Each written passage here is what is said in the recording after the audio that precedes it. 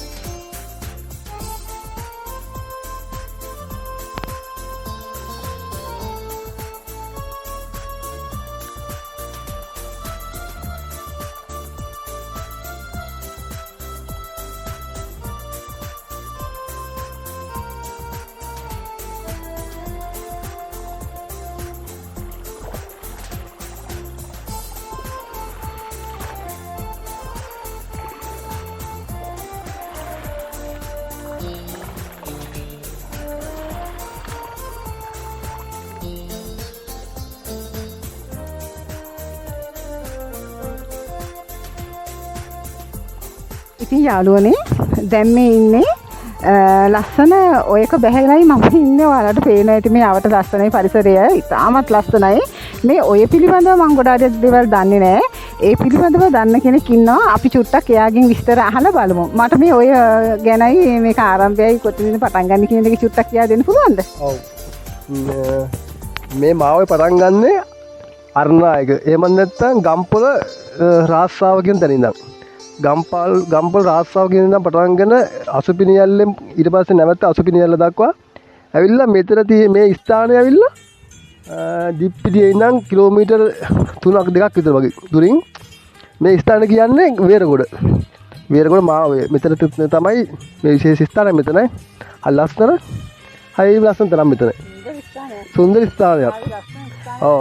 මේක අවසාන දක්වා මේ මාවේ වැටෙන්නේ කොච්චි කඩේ. මම හිතන්නේ කොච්චි කඩේ වෙන්න ඕනේ. අවසානයේ කොච්චි කඩේ තමයි වැටෙන්නේ. අසුබිනිය ඇල්ල හරි ලස්සනයි. ඕන කෙනෙකුට ඇවිල්ලා බලන්න පුළුවන්. හරි පුදුම සුන්දර පරිසරයක්. හරි ලස්සනයි. පරිසරය හරිම ලස්සන තැනක්. ඔයගොල්ලොත් එන්න බලන්න. බොහොම ස්තුතියි. බොහොම ස්තුතියි ඔබතුමාටත් අපිට ලස්සන විස්තරයක් දුන්නා. ඇත්තටම මම මේ ඉන්න ඉස්සරහා පේනවා ලස්සන ගල් තලාවක් තියෙනවා. ලොකු ගලක්. මේ එතන ඉඳලා ඉතින් ඇත්තට ෆොටෝ එකක් එහෙමත් ගන්න තරම් හිතනවා. ඒ තරම් ලස්සනයි. හරි යාළුවනේ අපි තවත් ටිකක් ඉදිරියට ගිහිල්ලා තව බලමු මේකේ සුන්දරත්වය.